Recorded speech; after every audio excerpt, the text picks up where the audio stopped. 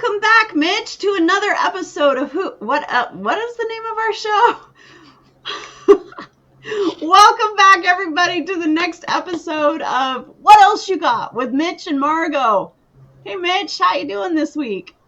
I've been putting some thought about who am I and what do I want, which was technically the topic from last week, but I think we're continuing it this week. I love this topic so much. So let's start with talking more about figuring out who you are, and then let's talk about connecting it to what do you want, because I love that you brought that question in. So last time we talked about identifying your core values to help figure out who are you. Another way that you can do that, spend just a minute, thinking about your past. We talked about core values, but then also identify your strengths and passions. A lot of people, though, are so busy working and doing the daily grind. A lot of people don't actually know what their passions are because they've been too busy just going day to day to explore and discover what their passions are. So before just listing your passions, I think it's important to go and try activities you've never done before, because by trying strange new activities, it will help you think about what is it you like and don't like. For example, I went to a rage room. Have you ever been to a rage room? Nope, but that's on my short list of things I want to do. Okay. Well, I thought it sounded like a really cool, fun experiment to go and do. Well, And hang on. I thought you were a joyful person who does not like the idea of becoming vengeful and destructive.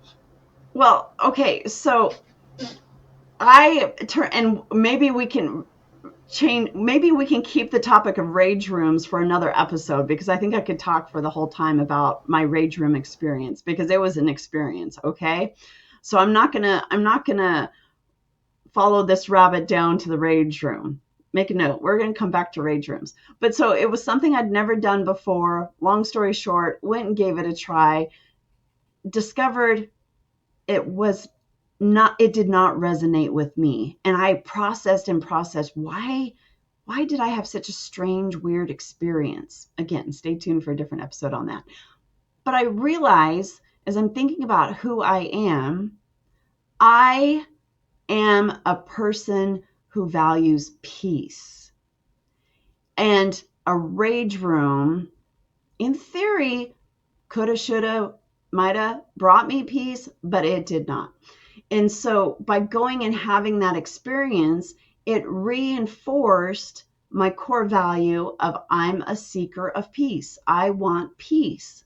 And so going and doing an activity that you've never done before, exploring hobbies and other, I don't know, another word for activities, things out there in the world you've not done before, whether that's whitewater rafting or axe throwing or hunting with a bow and arrow.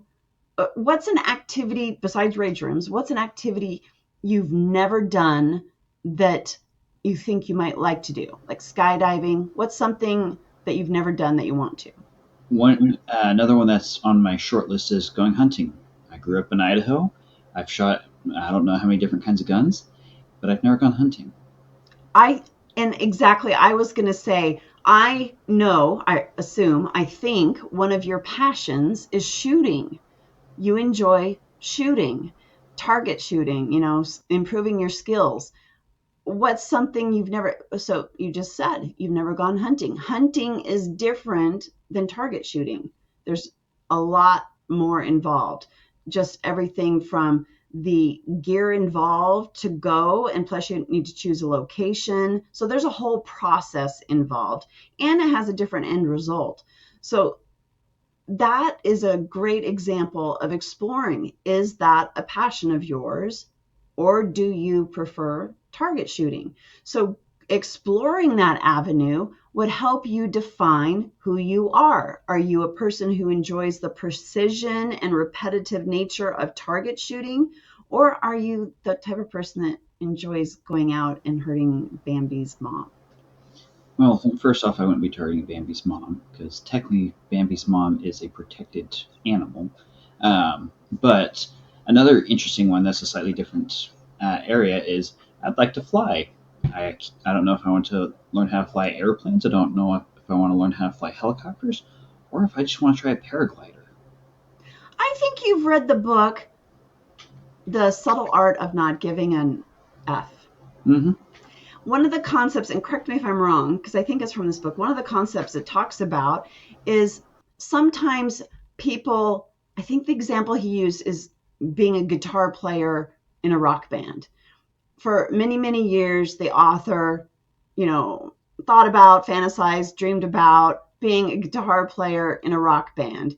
And he bought the guitar and thought about taking lessons. But then he came to the realization that he didn't actually want to be a guitar player in a rock band because it required too much work to get there. There's a lot, I mentioned process before, there's a lot of steps involved to become a guitar player in a rock band. And he came to recognize and acknowledge that, in fact, he enjoyed the process of dreaming about it, not the process of actually doing it. And so I think it's important to understand the difference. It's totally fine for us to think about and imagine and have pretend scenarios in our head.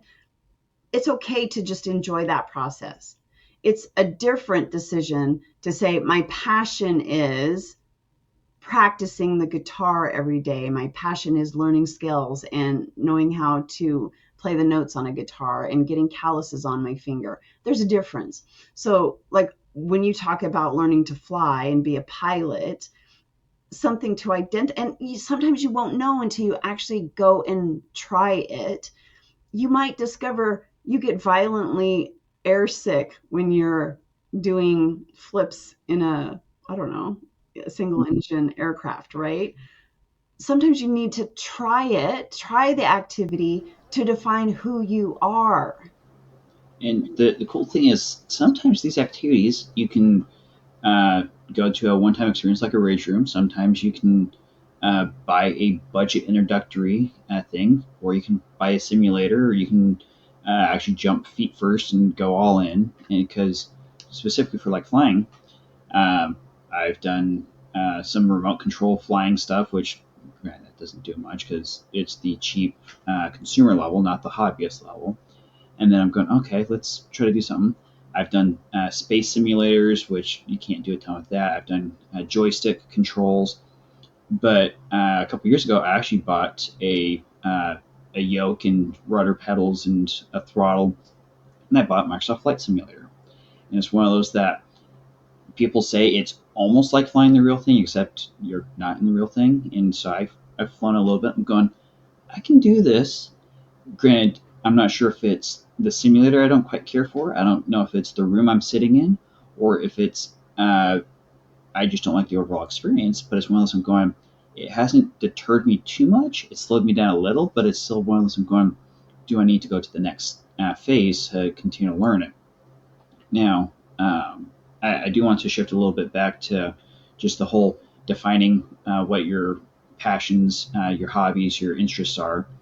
There is a influencer that I follow on Instagram that talks about the multi passionate person, and you have these people who they're very specialized. They go into one field, and that field is their passion. They can they're an accountant. They love numbers. They think only in numbers, and that's all they can do, and they're phenomenal at it. Then you have these people that you can do numbers. You can do internet sales. You can build robots. You can uh, go do whatever, and you can do all these different things. But one area is not your passion, it's the collection of the areas. And so it really comes down to sometimes you can't define yourself as I'm an astronaut, no, or you can't define yourself as an engineer. It could be I am a industrious builder of solutions. What the heck does that mean? Ooh. Whatever you want to stick in it. Industrious builder of solutions. I love that. It's not an engineer. It's not an accountant. It's someone who solves problems. Industrious builder of solutions. I love that. I love words. Words make me happy. Ideas make me happy. This is an awesome topic.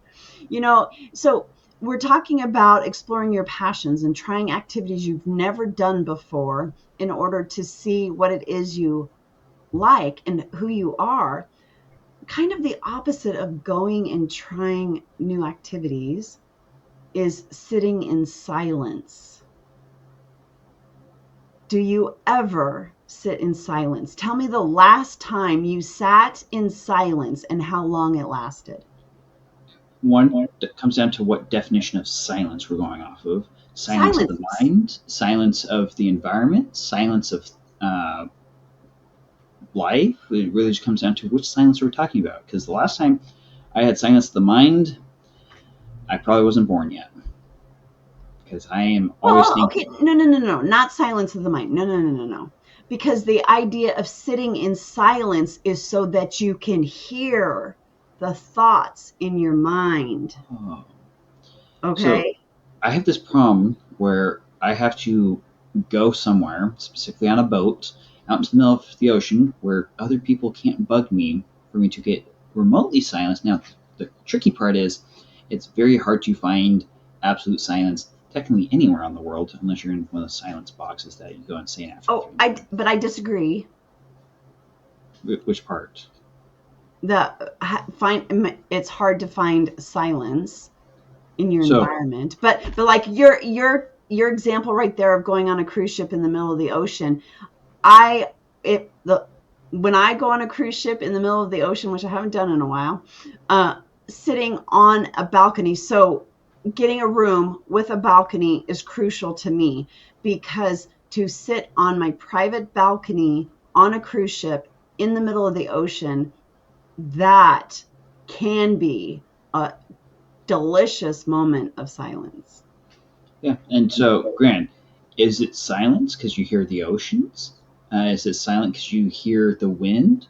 Or is it silence because you have removed the unnecessary distractions? You're removing the unnecessary noises. If you think about all the noise in your life, all of the noise that distracts you from being alone with your thoughts, that's what I'm talking about. Sitting in silence. Have you ever watched the TV show called Alone? No. But I was also just thinking, why do I want to be alone with myself? I'm scary. It's if you want to figure out who you are, sitting in silence is important. Now, the first season of Alone is a I mean, I love all of the seasons of Alone, but the first season has the uniqueness of nobody's watched it yet. So, just like with any reality TV show, uh, once the first season is out, future contestants or participants have watched it and now understand what they're getting into.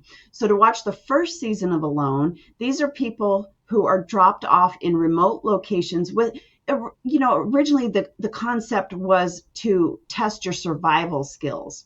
But being alone in nature, you talk about removing sounds and you asked if it was even possible. I think the best possible place to remove all of the noise of our today's world is to go out into nature. And so part of the concept of the show is these people go out there alone. There's no camera crew. They do their own camera work.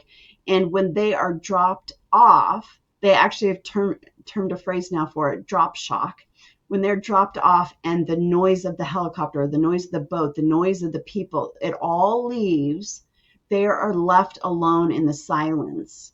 And then the more days they spend there, the less tasks they have to do as time goes on. They are alone with their thoughts. And the psychological effect of being alone with your thoughts for an extended period of time, it really uncovers some things about your psyche. And if you have unresolved concerns from your past, if you're alone with your thoughts for an extended period of time, those are going to get louder. They're going to come to the surface and you will need to acknowledge them. So, sitting in silence. The most silent place I have ever been in my entire life. And I've even done one of those sensory deprivation chambers, which was gross. Don't recommend. That's another, again, experimenting with different experiences that you've not done before. I didn't like that one either. And that's interesting because that would probably be the opposite of a rage room, right? So you could say I've tried both experiences, rage room and a sensory deprivation chamber. Didn't like either. But the most silent experience I've ever had in my entire life that I absolutely loved, want to do it again, was, oh, I just forgot what it's called. Paragliding off the coast of Hawaii, and it's kind where you sit on the back of the boat and they let the parachute go, and then the parachute lifts you up. And they ask you uh, before they let you go up, they ask you how high do you want to go because they'll extend the rope based on whether or not you're afraid of heights and how high you want to go. I said, send me up as high as you possibly can. I don't remember the exact count of how high I was up. But the shocking thing about it to me was once that rope was fully extended and I was as high as possible, it was absolute silence. It was shocking. It was disturbing at first because I thought I would hear the engine of the boat, the motor of the boat. I thought I would hear the wind. I thought I would hear people on the beach. I thought I would hear the waves of the ocean. I thought I would hear all of that. It was alarming how absolutely silent it was way up there in the air. So once I got past the shock of the silence, I allowed myself to just sit there and just be, whew. Yeah, I know some people that go camping to get as close to quiet as they can. But one of the things that you did point out is when you remove the noise of modern society, you get to find out so many things about yourself. Because, yes, I am one of those older people that I grew up where this thing called the internet really didn't exist when I was originally growing up, or I didn't have easy access to it. But as modern social media started to emerge, it really just started coming to people always bugged you. And then you had the cell phone, and the cell phone, people could always get a hold of you. Versus when you left the house, good luck on finding you. And but in modern society, people can find you within a couple of feet because you have a phone. People can know exactly what you watched. It really just comes down to what are you pouring into your head that is distracting yourself from yourself. Well, and you said an interesting thing with modern day technology, anybody can find you at any time. But to back to our original question of who are you, can you find you? With all this noise and all this technology and everybody else being able to find you, can you find yourself? Who are you? Yeah, and it really so stepping out into the realms that we don't really talk too much about is with whatever faith you have, do you take time to one find yourself and two find whoever uh, your faith points to? Do you take time to develop your relationship with yourself, your relationship with your greater being, your relationship with your faith, or do you develop the relationship with Instagram, TikTok, uh, all those other ones that I can't think of? Which relationships do you value? Well, and that's an interesting point there also, because oftentimes when you ask somebody, who are you? Their immediate response will be, I'm a mother, I'm a wife, I'm uh, an employee, I'm a member of this faith, I'm a member of this community. None of those responses identify who you are. Those are all roles, roles that you play, roles that you work on, relationships that you build. So yes, it's important to have relationships, and relationships can help you explore who you are and what your core values are. But your role as a husband, your role as an employee, that is not who you are. Does that make sense? Yeah, and it really goes back to this influencer that talks about the multi-passionate is are you in that role because you chose the role or are you in the role because it was thrust upon you in some form? Because the problem with that they talk about with multi-passionate people is they will adapt into whatever is handed them versus did you choose it No, I just kind of grew into it and I'm with it. Do you like it? Nah, not really. Versus, did you choose? The ones that you choose are the ones that you own. The ones that you own are the ones you maximize. And when it is you get to choose, and when it's you who resonates with it, that's really where the real you gets to show up. Versus the, did you adapt into it? Did you chameleon? Well, if you chameleoned into it, what's the chameleon?